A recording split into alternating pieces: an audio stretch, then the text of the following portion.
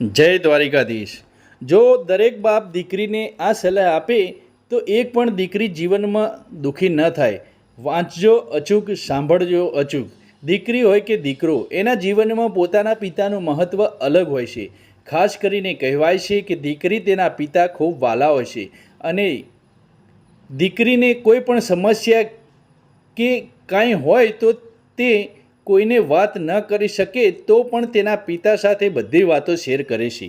આપણે આજે એવી જ એક દીકરી અને પિતા વચ્ચેની ઘટના જણાવવાના છીએ જે તમને થોડું વિચારવા પર મજબૂર કરી દેશે અને સાથે પ્રેરણા પણ આપશે।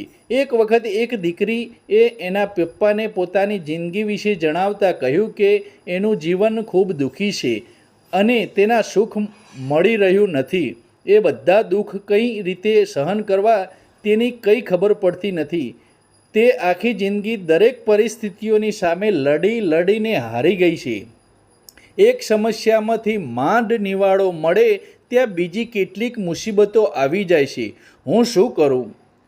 પપ્પાએ બધી વાત સાંભળી।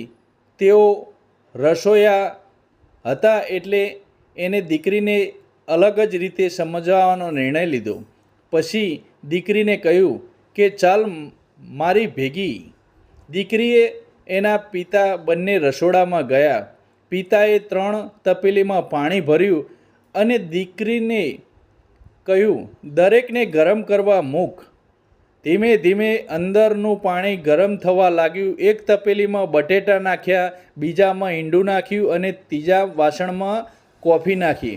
દીકરીને એક પણ શબ્દ કીધા વિના ત્યાં બેસી ગયા। દીકરી આ બધું જોઈ રહી હતી અને આ બધું વિચિત્ર લાગ્યું અને વિચારી રહી હતી કે તેના પિતા શું કરી રહ્યા છે। આશરે 20 મિનિટ પછી પિતાએ ગેસ બંધ કરી દીધો અને 3 વાસણને નીચે ઉતારી લીધા। 3 વાસણમાંથી બટેટાને એક વાટકામાં કાઢી, બીજા વાટકામાં ઈંડું રાખ્યું અને 1 કપમાં કોફી રાખી દીધી। પછી દીકરી સામે જોઈને પૂછ્યું, બેટા તને આમાં શું દેખાય છે? દીકરીએ જવાબ આપ્યો, બટેટા, ઈંડું અને કોફી। પિતાએ કહ્યું, ધ્યાનથી જો અને બટેટાને સ્પર્શ। આથી દીકરીએ બટાટાને સ્પર્શ કર્યો અને જોયું કે બટેટા નરમ થઈ ગયા હતા। પછી પિતાએ કહ્યું, ઈંડું લઈને એને તોડી નાખ। દીકરીએ ઈંડું તોડ્યું અને અંદરનો કઠોર સ્તર ત્યાંથી જોયો તો અંતે પિતાએ કોફી પીવાનું કહ્યું।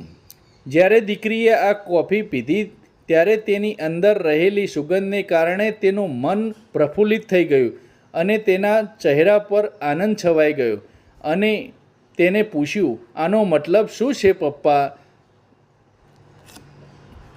ત્યારે પપ્પાએ દીકરીને જવાબ આપ્યો કે બેટા, બટેટા, ઈંડું અને કોફી દરેક વસ્તુને એક જ પ્રકારની મુસીબતનો સામનો કરવો પડ્યો। એ મુસીબત હતી ઉકળતું પાણી, કારણ કે આપણો ગેસ ગરમ થઈ રહ્યો હતો, પરંતુ દરેક પોતપોતાની અલગ પ્રતિક્રિયા આપી।